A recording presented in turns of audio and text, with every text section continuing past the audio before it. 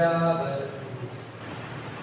गिरजे वंदन सब संत जन अनंत कोट जन ज्ञाकी बदरज बरस हंस कर जय शरणों सतगुरु दयाल को कहे तत्वत संगत साधिया जीवन नमो नमो सुख राम जी राम संत जन राघो बंधन करे चरण कमल की नमो राम केवल ब्रह्म सतगुरु सतगुरु जन सुख सारण आदे राम गुरुदेव जी को श्री श्री अनंत बार बार श्री सब संता को प्रणाम रे परिक्रमा प्रणाम से श्री निभाए परू पाए मेरे बनाए दिलो भक्ति दान रे कर जोड़ करुणा करूं करुणा निधान आगे लागे को नाम मुख मेहरबान रे सर्वना सुनो तो राम दसना सुनो तो राम माड़ी में कहूँ तो राम संतोरा बखान रे नाम की प्रति जो नाम को प्रकाश की जो नाम की प्रति सुख सारण दिन गुरु अनंत श्री दयाव जी महाराज ने दिन हो अनंत सम्राट सतगुरु सुखराम जी महाराज ने दिन हो अनंत श्री राघोदास जी महाराज ने अनंत श्री सुखसारण जी महाराज ने दिन हो सतगुरु देवराम जी महाराज ने सतगुरु स्वामी श्री राम जी महाराज ने सतगुरु भक्तराज जी महाराज ने सतगुरु नीकाराम जी महाराज ने राम गुरुदेव जी महाराज ने सतगुरु माणी जी महाराज ने राम सभा सुराम जी राम राम महाराज राम जी महाराज की असीम कृपा से सतगुरुदेव की दया और दया से श्री संत वाणी के द्वारा अनंत श्री सुखसारण जी महाराज के द्वारा रचित नाम की प्रतीक वर्तमान को श्रवण कर रहे थे। नाम की प्रतीक वर्तमान में आज हस्तामल जी की कथा हस्तामल के सब चल आया नाना विध का ज्ञान सुनाया कौन से बोल्या नहीं कोई सत के शब्द शेष जो हुई मुड़े बाला बोध किसी को आयो कहाँ जाए किसी को ना मैं आया ना मैं जाऊं ना मैं पुत्र पिता नहीं पाऊं गुरु राम हस्तामल जी अपने समय के बड़ा विख्यात मित्र और इन्होंने बचपन में ही मौन धारण कर ली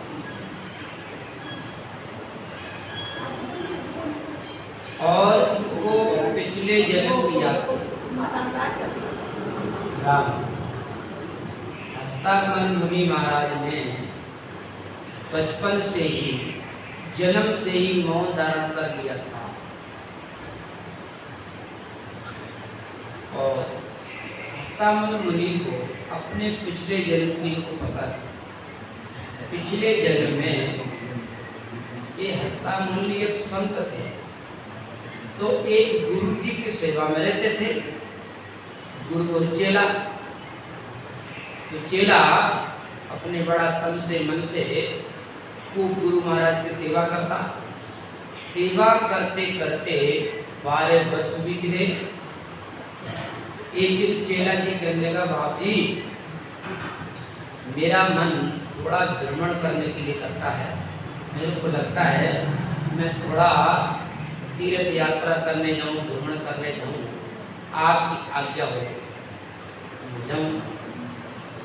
ठीक चला जाओ, जाना चाहिए, भ्रमण करना चाहिए, साधु का काम है, भ्रमण करना चाहिए, राम जी का नाम होना चाहिए, हमारे तरफ से आज्ञा चाहिए। अब चेला जी भ्रमण करने के लिए गए, तो भ्रमण करते करते एक राजमहल में पहुंचे। बहुत सुंदर एक हवेली, राजमहल, राज दरबार दिखाई दिया और दरवाजे पर जाते ही आवाज दी, राम जी राम राम महाराज। जैसे इस महात्मा जी ने, संत जी ने संबोधन देकर के आवाज दी, वहाँ उस महल में राजा रानी रह रहे थे। तो राजा रानी में उन महात्मा की आवाज सुन करके दौड़ करके आए और उनके चरणों में पड़ गए, प्रणाम करने लगे, प्रणाम करने लगे।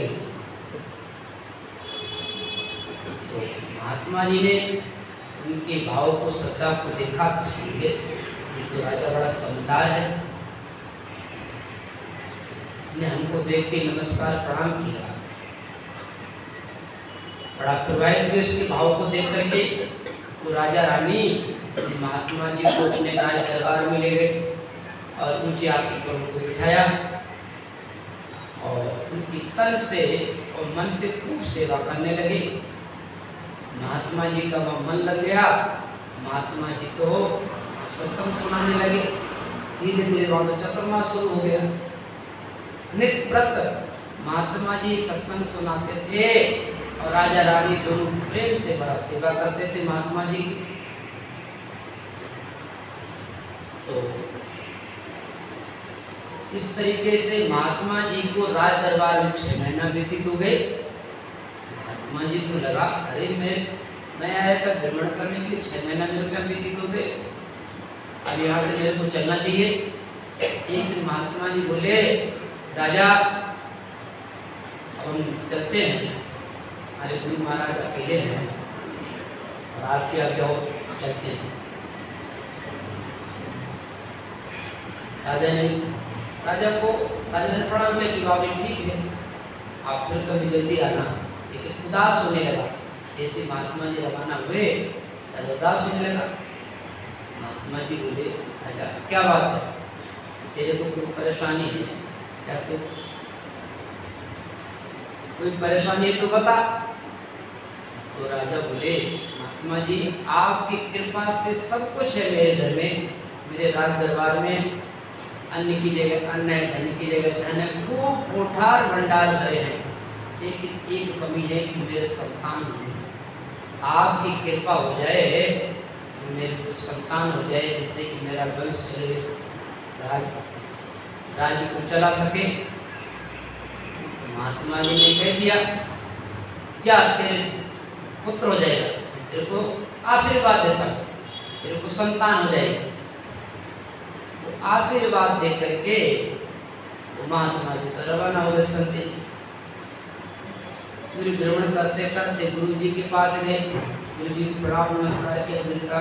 और चेला जी आपकी यात्रा कैसे रही, कहाँ भ्रमण करके आए। तो संत जी बोले, चेला बोला, गुरु जी मैं एक राज दरबार में गया, उस राजा ने मेरी बड़ा तन से मन से सेवा की, तो वहीं मेरे को 6 महीने व्यतीत हो गए।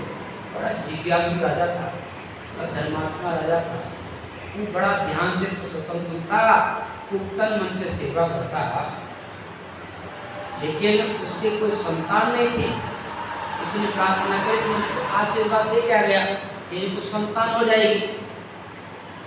जो गुरुजी थे, गुरुजी ने ध्यान लगाया, ध्यान लगा करके उठा पड़ी, चेला जी ऐसा आशीर्वाद दे करके आए जिसके 7 जन्मों तक कोई संतान ही नहीं, और तुमको आशीर्वाद दिया है संतान हो जाएगी। अब तुमको ही महाराजा के यहाँ जन्म लेना पड़ेगा। ऐसा कुछ शरीर का त्याग करो और फिर से आप महाराजा के यहाँ जन्म लो। उसके बाद में संतान करेंगे, तुमने बच्चों के लिए आशीर्वाद दे दिए, छोटे मुंह बड़ी बात।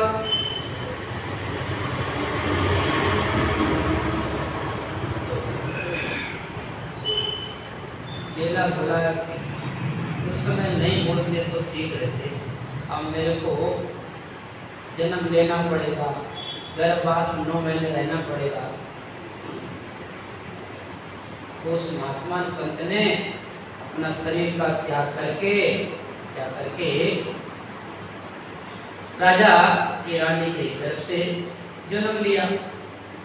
जन्मते ही राजा रानी बड़ा प्रसन्न हुई कि हमारे घर में तो राजकुमार जन्मा है। खूब राज दरबार में खूब बधाइयाँ बटने लगी, बड़ा आनंद उत्साह होने लगा। पूरे राज दरबार में फैल गया कि राजा साहब की राजकुमार आया, राजकुमार आया है। बहुत खुशी, प्रसन्न। अब धीरे धीरे वो राजकुमार बड़ा होता है लेकिन होता नहीं। धीरे धीरे वो बचपन से 1 साल का हो गया, फिर भी नहीं बोले। 2 साल का हो गया, फिर भी नहीं बोले। जरा विचार किया, हो सकता है थोड़ा और बड़ा हो जाएगा फिर बोलेगा। 3 साल का, 4 साल, 5 साल का हो गया तो राजा को बड़ी चिंता हुई। लेकिन जो राजकुमार नहीं बोलता था उसको पहले जन्म की पता थी। उसने विचार किया, मैं एक बार बोला तो मेरे को 9 महीने गर्भ की जेल होकर आया, इसलिए अपने तो बस एक ही काम करना है, बस परमात्मा का ध्यान करना, भजन करना है। मौन रहते थे, निरंतर उनकी सुरती ध्यान की हमेशा प्रभु के चंदन ध्यान में लगी रहती थी। ऐसा वो राजकुमार, राजा को चिंता हुई कि अपना राजकुमार तो गोरा है, बोल ही नहीं पाता है। चलो ऐसा करते हैं, इसको इलाज कराते हैं। तो राजा ने बड़े बड़े हकीमों को, वैद्यों को बुलाया। उन वैद्यों ने बहुत कोशिश करी लेकिन दवाई गोली दी, राजकुमार तो बोले ही नहीं, फिर भी नहीं बोले। फिर राजा ने बड़े बड़े ऋषियों मुनियों को बुलाया, ज्ञानी ज्ञानी पंडित ब्राह्मणों को बुलाया। हो सकता ये ऐसी कोई विद्या हो उनके पास, बच्चा बोलने लग जाए, फिर भी नहीं बोला।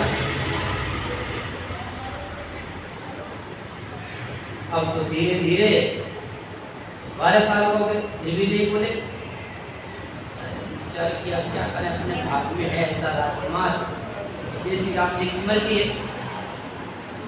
तो उस राजा ने अपने एक सारथी को कहा कि सारथी एक रथ सजाओ, इस राजकुमार को बिठाओ, बिठा करके पूरे राजमहल में, बाग बगीचे में घुमा के लाओ, देखे कितना बड़ा राज दरबार है और कितना बड़ा ये बाग बगीचा है।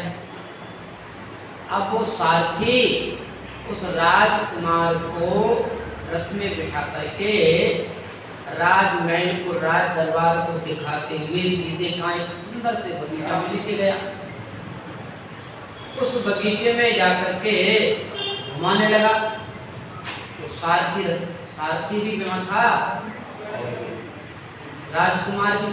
उस जंगल में, वन में घूमता देखता है कि एक कोयल बार बार बोल रही थी, एक कोयल बार बार बोल रही थी। उससे राजकुमार ने कहा, देख कोयल, मैं एक बार बोला हूँ ना तो मेरे को 9 महीना गर्भ की जेल होकर के आया हूँ, 9 महीना मेरे को गर्भ में रहना पड़ा है। तू बार बार बोलती है, तेरे को कितनी बार जन्म लेना पड़ेगा, तेरे पास होना पड़ेगा। सारथी ने सुन लिया, अरे ये तो राजकुमार तो बोल लेता है। अब वो खुशी का ठिकाना नहीं रहा, वो तो बाग में उछलने लगा, कूदने लगा। उसने जल्दी से राजकुमार को रथ में बिठाया और ला करके राजा के पास खड़ा कर दिया। कहता सारथी कहने कि राजा साहब ये राजकुमार तो बोल लेता है, बोलता है। राजा भी प्रसन्न हुआ, बोले ऐसी बात है। राजा के बेटा बोलो। राजा कुछ तो कहो। राजा ने कहा बेटा अरे कुछ तो बोलो, पापा बोलो, मम्मी बोलो, कुछ तो बोलो, लेकिन बोले ही नहीं। राजा को सारथी परेशानी, ये सारथी मेरी मजाक बनाता है, राजकुमार पूरी में पते बोल रहा है, मेरी हंसी मजाक करता है। वो हाथ जोड़ कहता है सारथी राजा साहब बच्चे बोल लेता है, राजकुमार बोलता है। तो फिर कोशिश करी, बोला ही नहीं।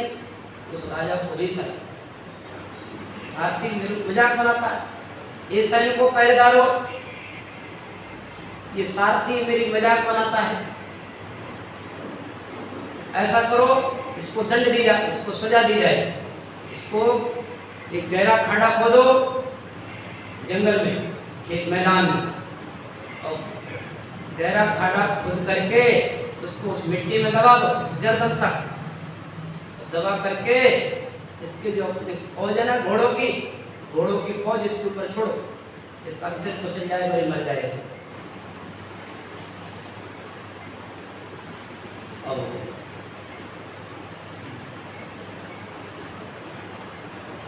फौज छोड़ने वाला था, उसी समय एक महात्मा जी वहां से गुजरे। एक महात्मा जी वहां से दत्तात्रेय महाराज वहां से कुछ द्रवण करने के लिए उधर राजकुमार परेशान था, मैं क्या करूं, मेरी वजह से इस सारथी को दंड मिला है, जमीन में गाड़ दिया है, और इस घोड़ों के पगों से चाकू से कुचला जाएगा। अब वो चिंतन करे, प्रार्थना करे, हे राम जी। उधर से एक योग संयोग की बात, उधर से दत्तात्रेय महाराज निकले। उन्होंने देखा ये कैसा नाटक, इस आदमी को जमीन में गाड़ दिया, एक तरफ से घोड़े की सेना खड़ी है, इसके पास आकर के क्या बात। सारथी ने कहा महात्मा जी ये राज मेरे को सजा दी गई राजा ने, मैंने बोल दिया राजकुमार बोलता है राजकुमार। राजा पूछता ये बोलता नहीं है, कहाँ है वो राजकुमार। अब जैसे वो हस्तामल मुनि राजकुमार के पास जाते हैं तो हस्तामल के सब चले आया, नाना विध का ज्ञान सुनाया, काऊ से बोलिया नहीं कोई, दत्ते के शब्द शेष जो होई।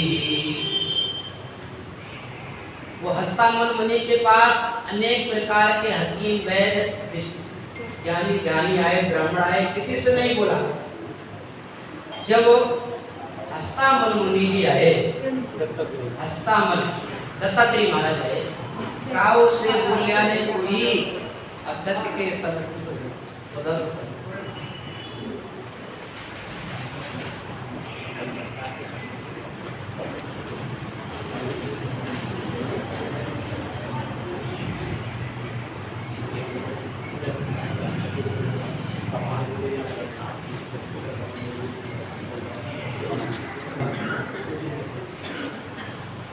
हस्तामल के सब चल आया, नाना विधि का ज्ञान सुनाया, खाओ से बोलने हुई, दत्त के स्वर से शुरू हुई।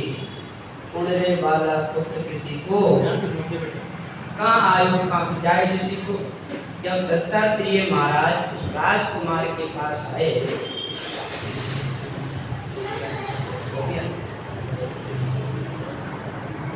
वाला पुत्र किसी को, और कहाँ आयो कहाँ जाए किसी को। दत्तात्रेय महाराज उस राजकुमार को देखते बोले कि कौन रे वाला पुत्र किसी को, कहाँ आयो कहाँ जाए किसी को। दत्तात्रेय महाराज का हे बालक राजकुमार, तू किसका पुत्र है और कहाँ से आया और तू कहाँ जाएगा। इतना कहते ही वो हस्तामल मुनि मौन करके कहने लगा, ना मैं आया ना मैं जाऊं, ना मैं पुत्र पिता नहीं पाऊं, ना मैं गई ना वनवासी, ब्रह्मदंडी के वध सन्यासी। ना मैं आया ना मैं जाऊं। अस्तामल मुनि मौन खोल करके कहने लगा, गुरुदेव ना मैं आया ना मैं जाऊं, ना मैं पुत्र पिता नहीं कहूं, ना मैं किसी का पुत्र हूं, ना मैं कोई पिता हूं, ना मैं गृह ना वनवासी, ना मैं गृहस्थी हूं, ना कोई व्रत हूं, ब्रह्मदंडी केवल सन्यासी। मैं तो एक सन्यास हूं, ब्रह्मदंडी, परमात्मा का ध्यान करता हूं, उस देश का वासी, परंपरा का वासी। नाना मत पंथ सुसारा, मैं तत्रूप सकल सुनरा। अस्तामल मुनि कहते हैं कि गुरुदेव नाना मत पंथ सुसारा, दुनिया में अनेकों मत अनेकों पंथ हैं और मैं तत्रूप सकल सुन्यारा, मैं इन सबसे न्यारा हूँ। और सहज समान लगी सुन माही, वर्ण आश्रम की जान बनाई। अस्तामल मुनि कहने लगे, गुरुदेव सहज समान लगी सुन माही, मैं हमेशा सहज समाधि में रहता हूँ, परमात्मा के ध्यान में रहता हूँ और वर्ण आश्रम की गण नहीं। समझो सुनो मुका नहीं बोलूं, ज्ञान मून ज्ञाने सो खोलूं। अस्तामल मुनि कहते हैं, गुरुदेव मैं सब समझता हूँ, मैं समझता सब हूँ, लेकिन मैं बोलता नहीं हूँ। क्यों? मेरे को पिछले जन्म की पता थी कि पिछले जन्म में मैंने थोड़ी सी गलती करी तो मेरे को 9 महीने की जेल भोगनी पड़ी। इसलिए एक फालतू बोलने में दोष लगता है, व्यर्थ बोलने में। बस जे बोलो तो राम कहो रे, अगर बोलना है जे बोलो तो राम कहो रे, नहीं नीतर चुपक समान।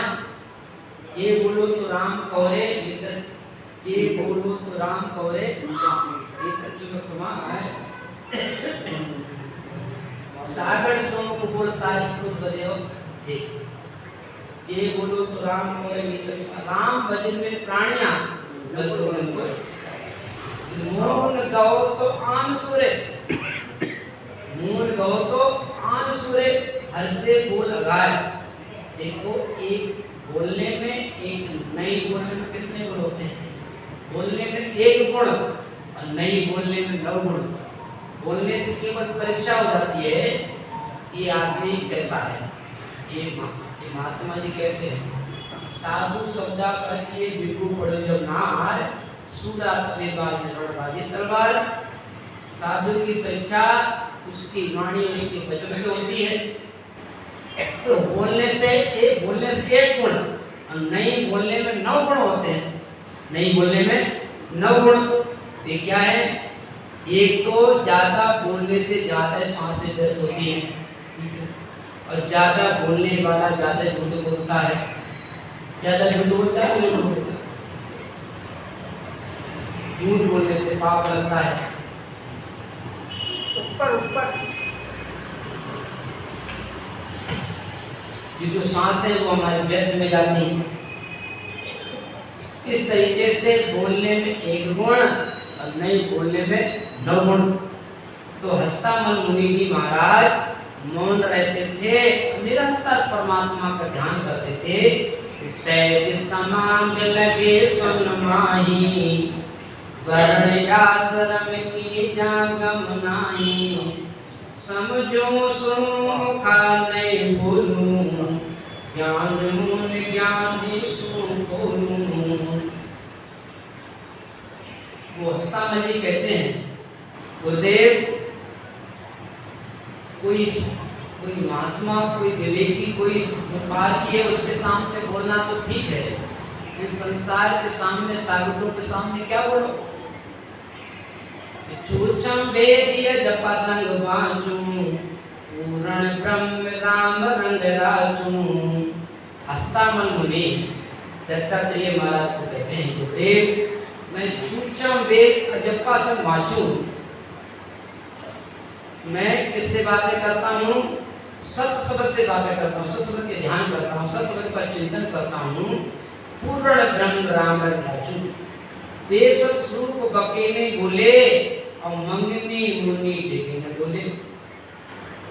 बेसत स्वरूप बके ने बोले, मंगनी मुनि देखे न बोले। उन सुख सागर दाजत संत सोई, स्वामी सेवक और न कोई।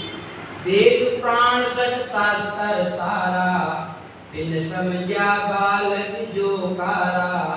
यूं अस्तामले उत्तर दीना, दत्त कृपा कर कर सिर दीना। अस्तामल ने अपनी आप रीति बताई और सत शब्द की महिमा करी, सत धर्म की बात करी। यूं हस्तामल उत्तर दीना और दत्त कृपा कर कर सिर दीना। दत्तात्रेय महाराज ने तुरंत हस्तामल के सिर पर हाथ रखा और कहने लगा, आत्मज परमात्म जी ने से मुनि बकवाद न कीने। जिसने आत्मा की खोज कर ली है और जिसने परमात्मा को पहचान लिया है, वे मौन और शांति रहते हैं। से मुनि बकवाद न कीने। जिसको परमात्मा मिल जाते ना, तो उनको फिर वो उनके ध्यान से, उसकी उनके आनंद से फुर्सत ही नहीं रहती है। फालतू व्यर्थ की बातें कौन करे? इसलिए महाराज जी समझाते हैं, जो ज्यादा ज्ञानी होता है ज्यादा कम बोलता है, ज्यादा ज्ञानी होता है कम बोलता है। आत्म बल परमात्म चीने से मुनि बकवाद न कीजिए।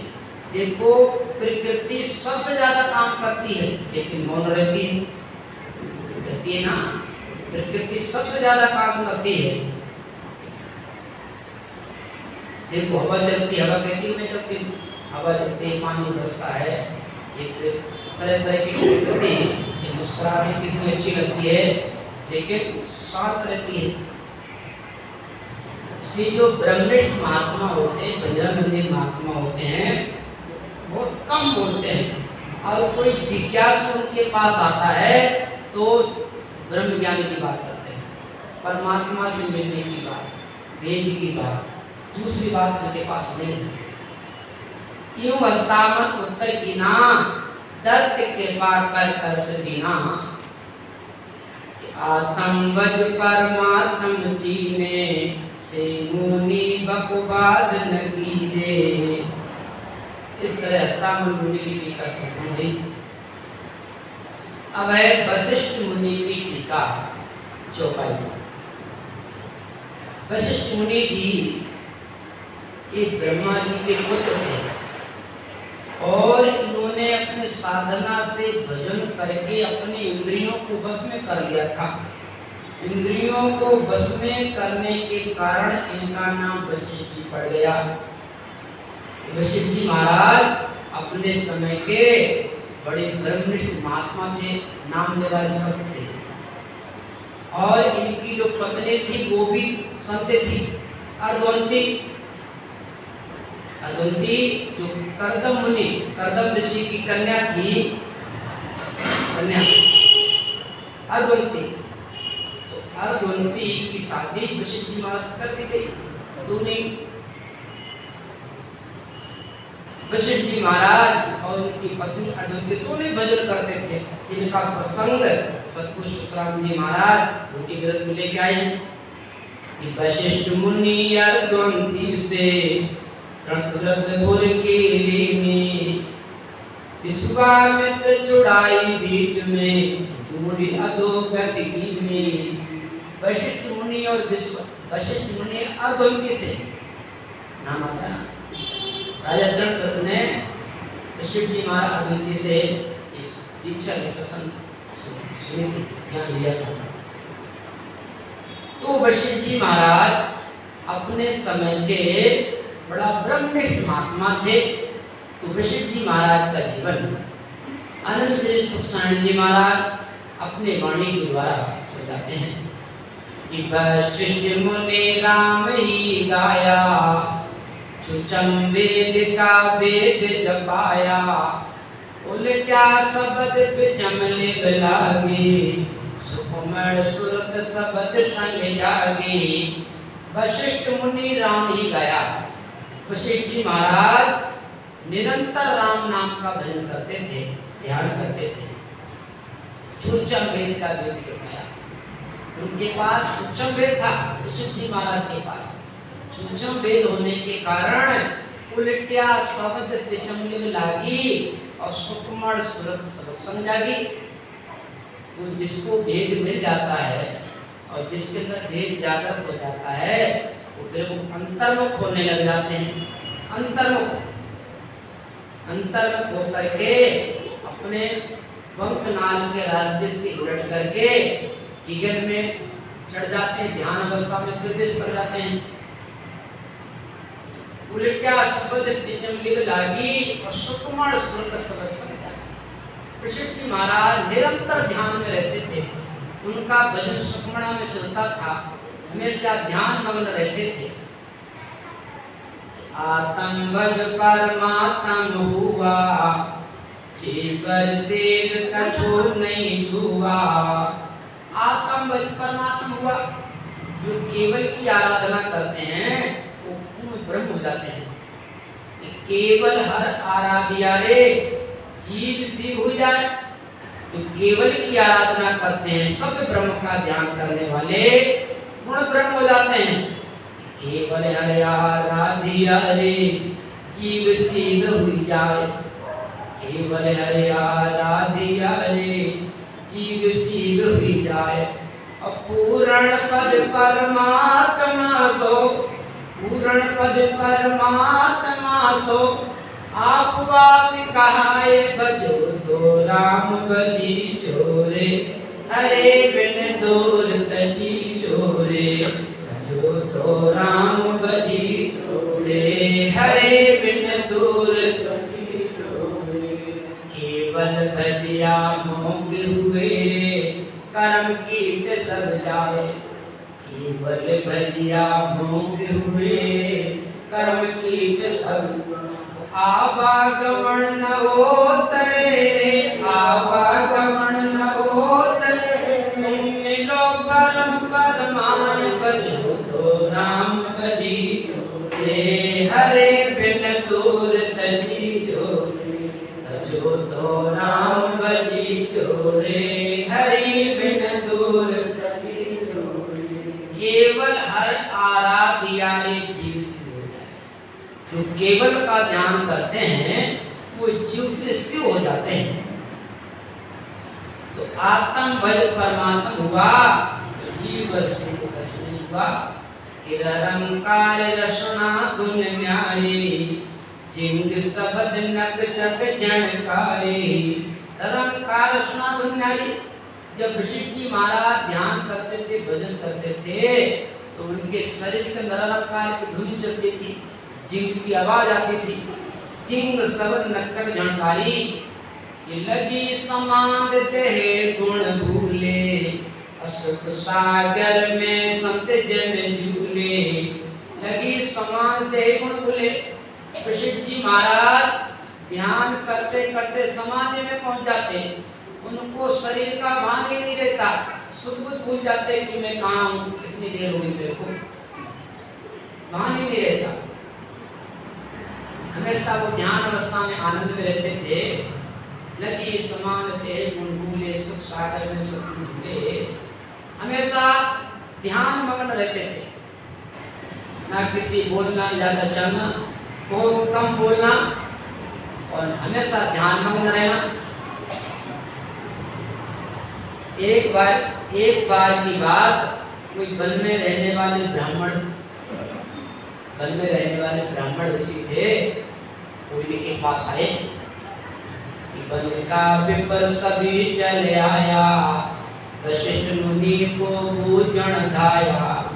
आओ मुनि तुम बड़े आचार्य, दे धारो परमार्थ कारज, परमार्थ हित काज न करियो, आपे मते ध्यान का धरियो।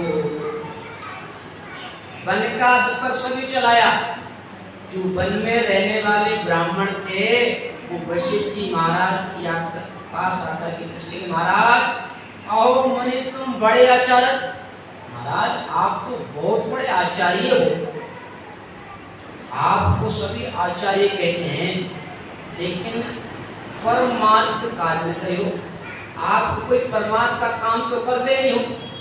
ब्राह्मण कहने लगे, महाराज आप जाति से राय पुरोहित हो, ब्राह्मण हो, लेकिन तुम ब्राह्मण के कर्म तो करते नहीं हो, और आप ही मत ध्यान क्या करे हो, अपनी मस्त में मस्त रहती हो, कौन सा ढंग है तुम्हारा? भाई तुम ऋषि हो, ब्राह्मण हो, तो कम से कम कुछ शास्त्र पढ़ो, हमको शास्त्र सुनाओ, वेद की बात को, शास्त्र की बात को।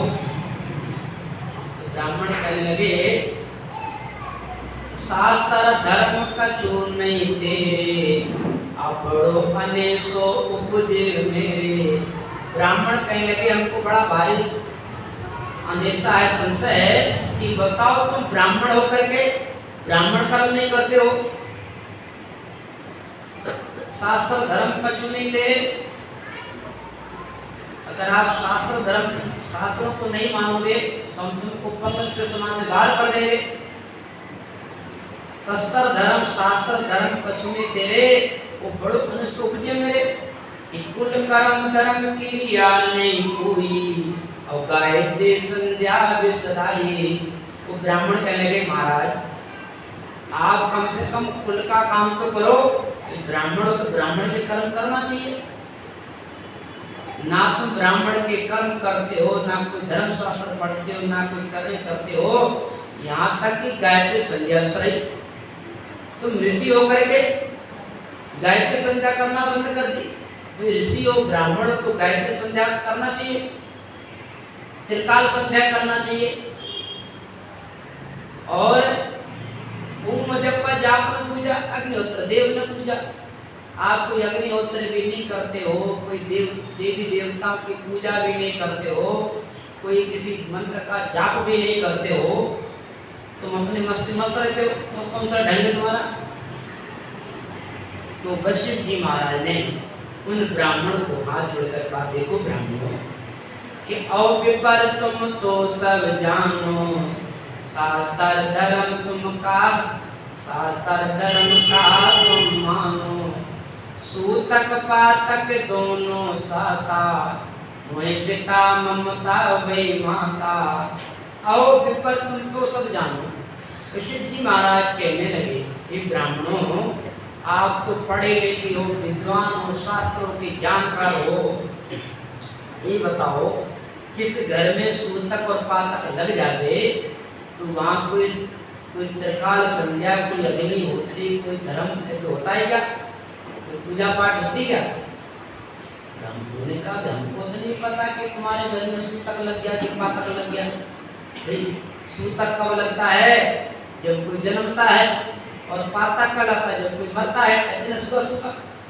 ठीक है, जन्मने और मरने पर सुबह सूतक लगता है, सूतक पातक लगता है। तो ब्राह्मणों ने कहा कि महाराज हमने तो कभी नहीं सुना कि तुम्हारे घर में कौन जन्मा कौन मरा, ये भी बताओ तो कौन जन्मा कब मरा, कौन मरा? तो वशिष्ठ जी महाराज कहते, देखो ब्राह्मण कि मोहे पिता ममता वही माता, सत्य ज्ञान सुत विद्या दुई, और गायत्री संज्ञा किम हुई। वशिष्ठ जी महाराज कहते हैं, ब्राह्मणों कि मेरा ये मोह रूपी पिता मर गया है, मोह, और ये ममता रूपी माँ मर गई है, और ये मोह और ममता के कारण ये संसार में बार बार जन्मते मरते संसार में आते हैं। मोह माया ममता के कारण बारंबार ठगाया बे, मोह माया ममता के कारण बारंबार ठगाया बे, समझ न पड़ी ज्ञान गुरु गम की, समझ न पड़ी ज्ञान गुरु गम की, ताते फिर भटकाया बे, उगर सत्य गुरु क्यों नहीं बताओ, जुड़कर सूझ आया। मोह माया ममता के कारण जो ये मोह और ये ममता ना, इसके कारण हम बार बार संसार में आते, जन्मते मरते, बार बार जन्म। जिस दिन हमारा ये मोह और ममता खत्म हो जाएगी, उस दिन अपने ब्रह्म में जाकर के मिल जाएंगे। जब तक हमारी ये मोह और ममता संसार से रहेगी, कहते ना, जहाँ आस्था जहाँ पासा, जहाँ सुरता जहाँ मुकाम, जहाँ हमारी सुरतावती नहीं जाना होता है कि अगर मरते समय हमारा कहीं मन है, कहीं घर परिवार में डर गया, तो फिर घर में वापस आना होता है, घर वापस आना होता है। और मरते समय कहीं हमारा मन के घर में डर गया, आपको पता ही है, सर्व बन गया। इसलिए तो मोह माया ममता के कारण बारंबार ठहराया गया। ये मोह और ममता के से ही बार बार संसार में आते हैं। तो वशिष्ठ जी महाराज कहते ब्राह्मणों, देखो मेरा मोह रूपी पिता मर गया है। साधना करने से, भजन करने से वो मोह और ममता खत्म हो जाती है। यहाँ तक कि साधना भजन करने से काम भी खत्म हो जाता है। लेकिन साधना होनी चाहिए। बिना भजन के, बिना ध्यान के चीजें बस में नहीं होती हैं। करोड़ जतन लग जाप का 5 बस नहीं होए, और लिव लागा सुखराम के से जाई बस में। करोड़ जतन लग जापता, कोई करोड़ों जतन कर ले, लाखों उपाय कर ले, ये 5 विषय बस में नहीं हो सकते। रूप, रस, गंध, स्पर्श, शब्द, ये 5 विषय बड़ा खतरनाक हैं। इनको कोई बस में नहीं कर सकता। लाखों का थोड़ी देर के लिए भली बस में कर ले, कोई कहता है कि मैंने मन को बस में कर लिया, कि मैंने काम को जीत लिया है, ये बहुत कठिन बात है। और लिव लागा सुखराम के से नहीं बस हुए। हाँ, जिसकी लिव लग गई है परमात्मा से, जिसका तार परमात्मा से जुड़ गया, हमेशा राम जी के चिंतन ध्यान में रहता है, वो तो इन चीजों को, विश्व को जीत सकता है। इनका बहुत कठिन बात है। तो वशिष्ठ जी महाराज अद्भुत महात्मा थे। काम क्रोध तो उनके पग दबाते थे वशिष्ठ जी महाराज के। ब्रह्मनिष्ठ महात्मा थे। तो वशिष्ठ जी महाराज कहते हैं ब्राह्मणों कि मेरे घर में एक मोह रूपी पिता मर गया है, और ममता रूपी माँ मर गई है, और सत्य ज्ञान सुख उपजा सुही और गायत्री संध्या की वही एक पुत्र जन्म गया है। कौन सा पुत्र? ये सत्य ज्ञान प्रकट हो गया है। अब बताओ कौन गायत्री संध्या करे? माता पिता खत्म हो गए, उधर पुत्र जन्म गया, और कौन गायत्री संध्या करे? वशिष्ठ जी महाराज ने कौन सा मोह रूपी पिता खत्म हो गए, मोह रूपी पिता, ममता रूपी माँ, सत्य ज्ञान उपजा सुही गायत्री संध्या की वही। वशिष्ठ जी महाराज कहते बताओ कौन त्रिकाल संध्या करे, कौन अग्निहोत्री करे, कौन धर्मशास्त्रों का पठन पाठन करे। वर्ति जगतो तारियो दीनो, ब्रह्म ज्ञान बेटा नहीं जीनो। वशिष्ठ जी महाराज ने ब्रह्म ज्ञान के द्वारा उनको जवाब दिया, उत्तर दिया, लेकिन वो उत्तर, वो जवाब ब्राह्मणों के समझ में नहीं आया। समझ में नहीं आया। आत्म को द्रम हुए से विचारो, दिव्य दृष्टि सत्स्वरूप निहारो। वशिष्ठ जी महाराज कहते हैं ब्राह्मणों, तुम ये कर्म कांड में, धर्म शास्त्रों में लगे हुए हो। आत्म धर्म से हुए वाला जो जिसको आत्म ज्ञान कहते ना, उसकी खोज करो। दिव्य दृष्टि से परमात्मा का दर्शन करो। आत्म धर्म में कोई आवागमन नहीं। आत्म धर्म के बिना कोई धर्म नहीं, आत्म ज्ञान के बिना कोई ज्ञान नहीं। आत्म ज्ञान की महिमा भारी और जासु ललचा लगी हमारी। श्री वशिष्ठ जी महाराज कहते हैं ब्राह्मणों, आत्म ज्ञान की खोज करो। आत्म ज्ञान के बिना, आत्म धर्म के बिना आवागमन मिटता नहीं है। आत्म धर्म न पूरी, आवागमन मिटे न पूरी। यूं वशिष्ठ मुन से न बताई, अबे न समझा बन को जाए। वशिष्ठ जी महाराज ने अपने ब्रह्म ज्ञान के द्वारा ब्राह्मणों को गणे समझाया, लेकिन ब्राह्मणों की समझ में नहीं आया। तो ये ब्रह्म ज्ञान केवल ज्ञान है, हर किसी के समझ में नहीं आता है। जिज्ञासु होते हैं जिन पर राम जी महाराज की कोई कृपा होती है, उन्हीं के समझ में ब्रह्म ज्ञान आता है। जो समझदार होते हैं वही इस ज्ञान को धारण करते हैं। पांडे समझा योग धारे, अपान से भी दृढ़ माया ताप फिर भी डाले। पांडे जी, जो जिसके अंदर समझ होगी, जिसके अंदर जिज्ञासा होगी, वही इस तत्व ज्ञान को धारण करता है, समझता है। नहीं तो दुनिया लगी है पत्थरों की पूजा में, आन पूजा में लगी है। ये क्यों वशिष्ठ मुनि से बताई और बिल्कुल न समझा बन हो गए। वशिष्ठ जी महाराज ने ब्राह्मणों को बड़े समझाया, लेकिन ब्राह्मणों की समझ में नहीं आया। ब्राह्मण जहाँ से आए वही चले गए और खाली के खाली रह गए। क्यों? भाग के बिना कोई चीज नहीं पाते, भाग के बिना कोई चीज मिलती नहीं। तो जिनको सतगुरु की शरण मिली है वो बड़े भाग्यशाली हैं। बड़ भागी जो जीव शरण सतगुरु की आवे, और काग पलट वो भाग्यशाली कहलाते हैं जिनको ये सतगुरु का शरण मिला है। दिन दिन जाको गुरु मिल्या सतगुरु समर्थ आए। दिन दिन जाको गुरु मिल्या, उनको दिन है बलिहारी है जिनको गुरुजनों का शरण मिला है। जिनको संगत सतगुरु मिल गए हैं उनको दिन नहीं बलिहारी, वो प्रभागी संसार है।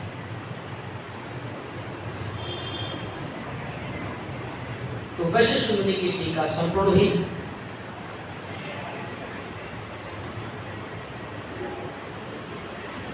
आगे है रामचंद्र सीता लक्ष्मण तथा हनुमान जी की टीका। सभी लोग असुर संहार मार राम जी अयोध्या आया। असुर संहार मार राम जी अयोध्या आया रे मोदी दीन जारी चाके चितारही। हनुमान जी को देने, हनुमान जी को देने आप के लागी माला रतन उजाला के फोड़ फोड़ डाले। सेनिया सकल सुन मन में गिलान करे, क्रोड़ा क्रोड़ा ही का नगे बांधरो बिगाड़े। लक्ष्मण जानो हनुमान तो बंदर नाही, नंगे घोड़े फेंके केड़े कारण विचार ही। असुर संगार मार राम जी अयोध्या आया।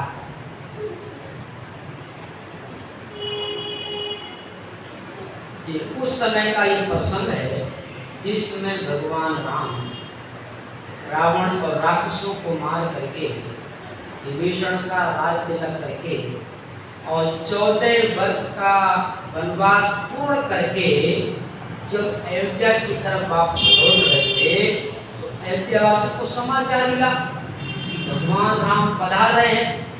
तो उनका खुशी का ठिकाना नहीं रहा। अयोध्यावासी, सब अयोध्यावासी, कोई फूलों की माला लेकर के और कोई आरती सजा करके, सब अयोध्यावासी महाराज के स्वागत में, भगवान के स्वागत में। और जैसे ही गांव के बाहर, अयोध्या नगरी के बाहर जैसे वो अयोध्यावासी पहुंचे, भगवान राम, लक्ष्मण जी, सीता जी, सब वानर सेना साथ में भगवान के। अब अयोध्यावासी बस भगवान का स्वागत कर रहे थे। कोई उनको माला पहना रहा था, कोई फूलों की बरसात कर रहा था, कोई उनकी आरती घुमा रहा था। भगवान राम विचार करने लगे, ये सब अयोध्यावासी मेरे को माला पहना रहे, मेरा स्वागत कर रहे हैं। अब जिस युद्ध में अपने सफल हुए हैं, इस युद्ध में केवल मेरा ही भाग थोड़ी है। इस युद्ध में अनेक, इस युद्ध में हनुमान जी, जामन जी, अंगद जी, नंदवीर, सुग्रीव सब साथ में हैं। अब इनकी वजह से अपने युद्ध में सफल हुए हैं, अब इनका भी स्वागत होना चाहिए। तो भगवान के गले में एक कुबेर जी की दी हुई माला विष्णु ने एक माला थी इसके पास कुबेर जी की, विष्णु ने बहुत कीमती अनमोल माला जिसमें भगवान राम ने तिलक किया था, विष्णु ने एक सुंदर कीमती सी माला भगवान के गले में डाल दी। तो भगवान वो माला को पहने हुए थे। भगवान ने देखा मेरे साथ में हनुमान जी हैं, जामवंत जी हैं, अंगद जी हैं, सुग्रीव हैं, धननील हैं, अब इनका भी सम्मान होना चाहिए कि मेरे गले माला है, मैं किसको पहनाऊं?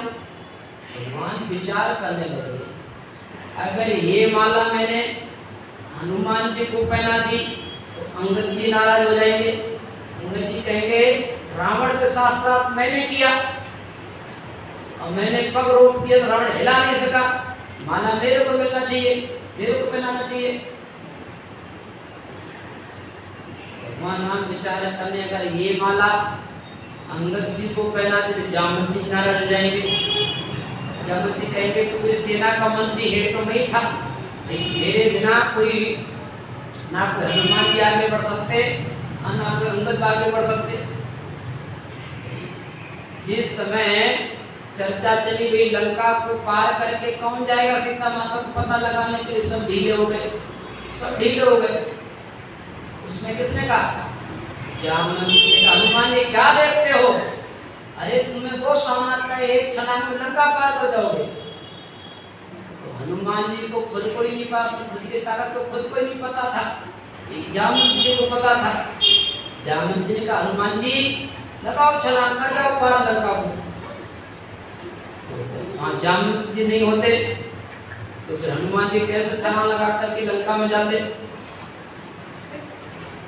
माला किसको पहनाई जाए? अगर जामवंत जी को पहना तो नंदी नाराज हो जाएंगे, नंदी कहेंगे देखो पत्थरों में रखा राम नाम हमने लिखा और पत्थर तैर गए, जुड़ गए, पूरी सेना पार हो गई। अगर हम पत्थरों पर राम नाम नहीं लिखते तो नहीं बनता, तो सेना कैसे मार जाती, कैसे युद्ध में सफल होते?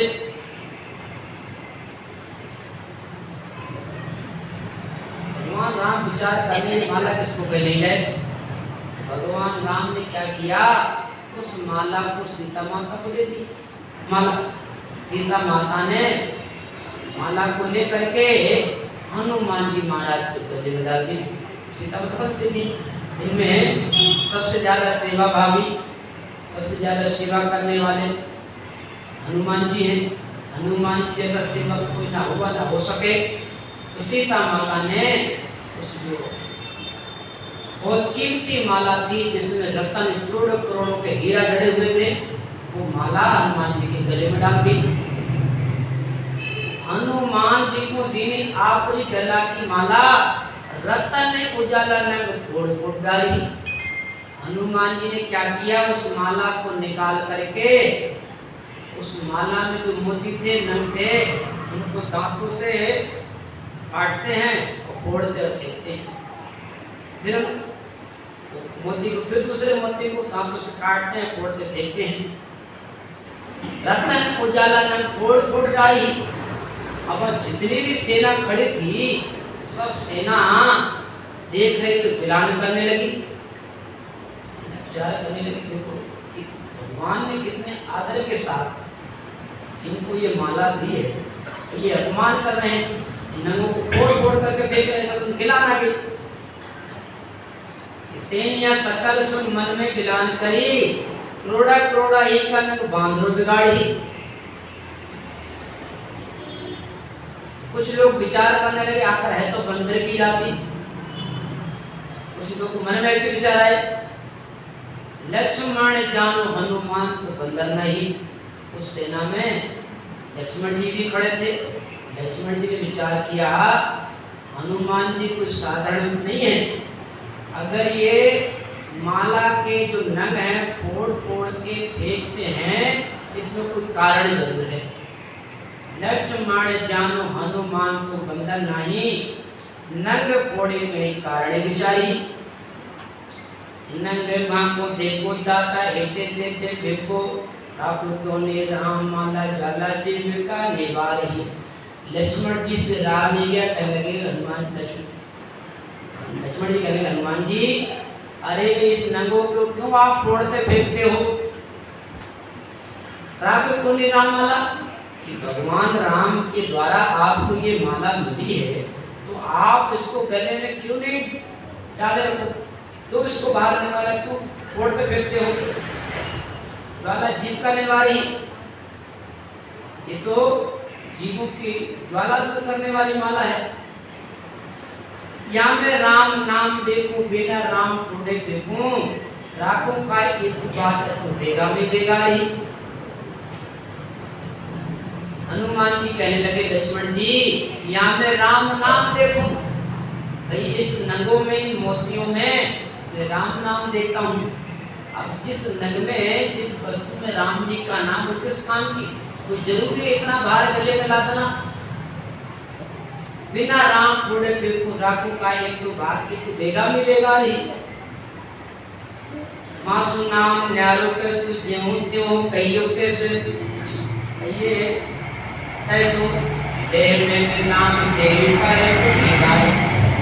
लक्ष्मण जी कहने लगे हनुमान जी, तुम इस माला में राम नाम देखो, राम नाम देखो, ऐसे तुम्हारे शरीर में भी राम नाम है, इसको देखो, काटो फेंको इसको। तो हनुमान जी कहते लक्ष्मण जी, आपको पता नहीं कि मेरे अंदर राम नाम है कि नहीं है? आप मेरे शरीर को टच करो, देखो मेरे शरीर को। अब जैसे ही लक्ष्मण जी ने हनुमान जी के शरीर को टच किया तो झुरंड सुनाए रोम रोम रंकारी, उनके शरीर में रोम रोम रंकार की धुनी होती थी।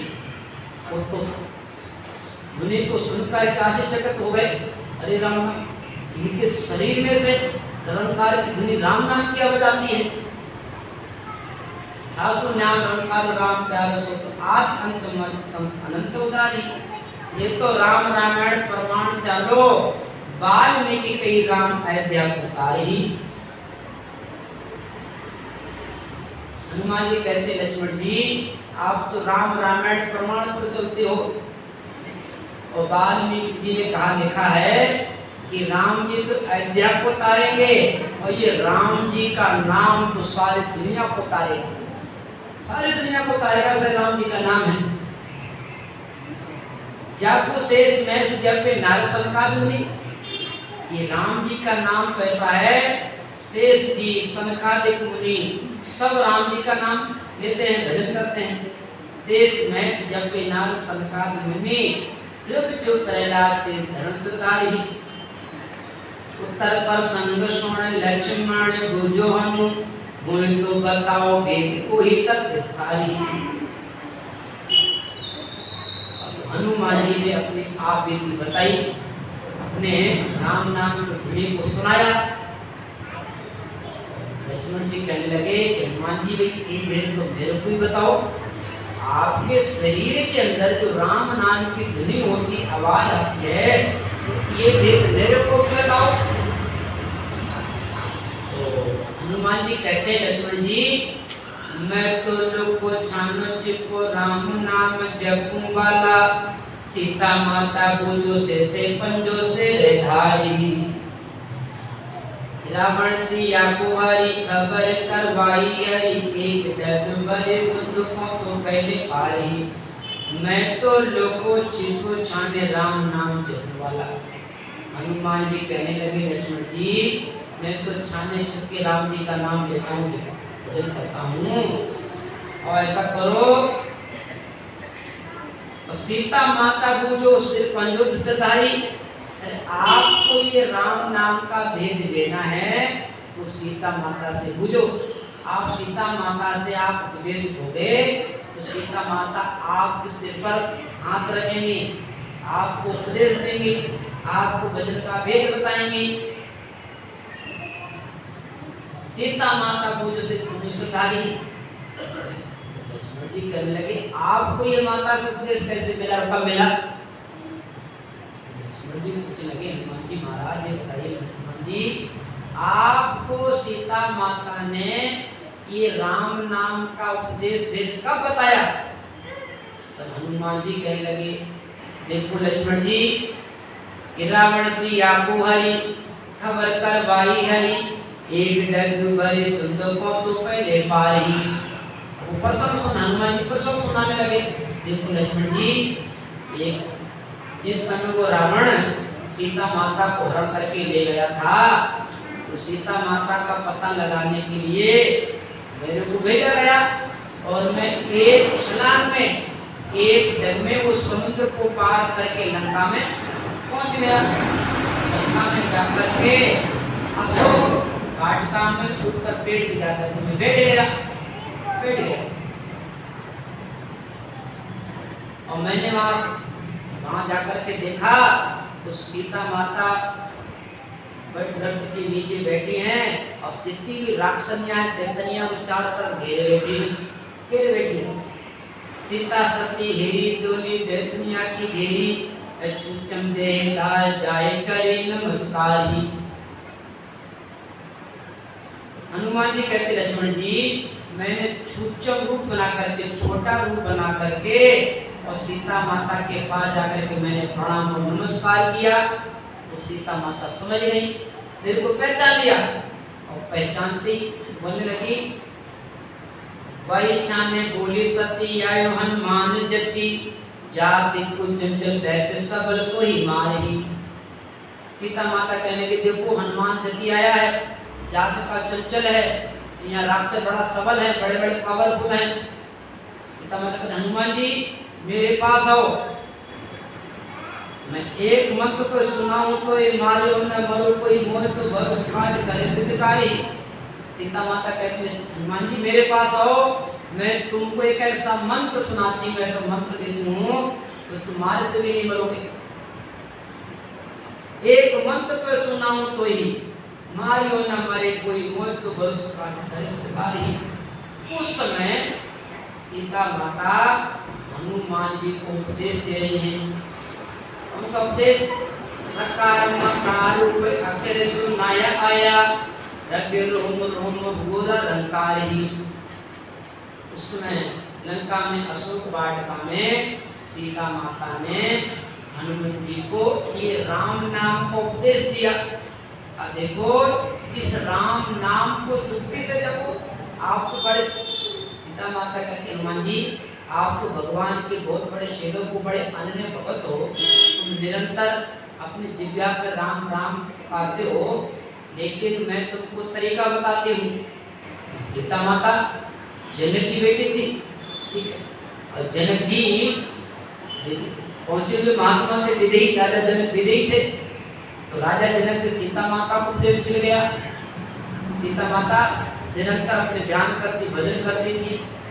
तो सीता माता ने अशोक वाटिका में हनुमान जी को ये उभय अक्षर सुनाया। इस राम नाम को, ये 2 अक्षर वाला नाम, राम नाम को जुगती से जपाया। सीता माता ने कहा, देखो इसको भेद से जपो। इसका भेद क्या है कि राम राम पद सिमर अर्ध उर्ध्वन लाओ, सूरत नृत्य गरमाए कर वो नाम जगाओ। उनको तरीका बताया सीता माता ने। देखो लक्ष्मण जी, इस राम नाम को तुम एक सांस में जपो, दोनों सांसों में जपो, तो ये बड़ा गुणकारी है। एक सांस में जपने से केवल फल मिलता है, सुखकारी हो जाते हैं, सुकर्म बन जाते हैं।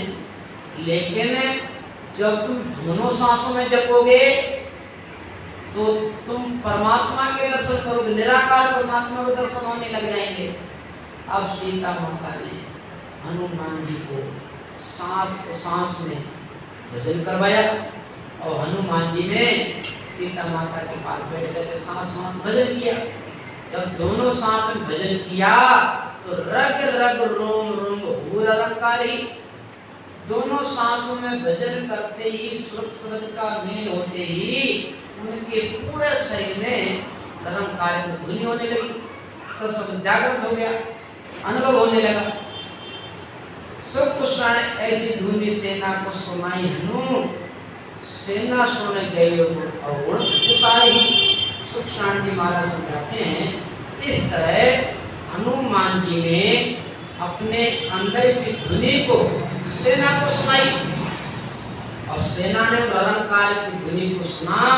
जो पहले अवगुण था, गिलान कर रखी थी, ये तो बड़ा भारी चीज मिली है। इस तरीके से सीता माता ने हनुमान जी को उपदेश दिया और हनुमान जी कहते हैं लक्ष्मण जी अगर आपको ये वेद लेना है तो सीता माता पूजो वाला सिरधारी, अगर आपको ये वेद लेना है तो सीता माता के पास जाओ और उनसे वेद प्राप्त करो। तो ये प्रसंग गुरु की ग्रंथ में भी आया है। हनुमान सीता पे बुद्धि, लक्ष्मण पुत्र दीनी, तीनों चूर चढ़ा कर चौथे पूजा प्रगट। अब सीता माता लक्ष्मण जी को उपदेश दिया है, लेकिन ये प्रसंग आगे है। अब लक्ष्मण जी को उपदेश कब दिया वो प्रसंग कल स्मरण करेंगे। तो जब सीता माता धरती में प्रवेश हो रही थी ना, उस समय धरती में प्रवेश होते होते लक्ष्मण जी को उपदेश देती है। तो ये प्रसंग कल विस्तार से श्रवण करेंगे। हो सकता है आपकी सुनने को मिल जाए। बाबू जी महाराज टीका याद है, हो सकता है बाबू जी महाराज की कृपा हो जाए, हो सकता है सुनने को मिल जाए। सीता जी की टीका, ये लक्ष्मण जी का प्रसंग। अब सीधे बैठ करके थोड़ी देर राम भजन करो, बाद में और सीधे बैठ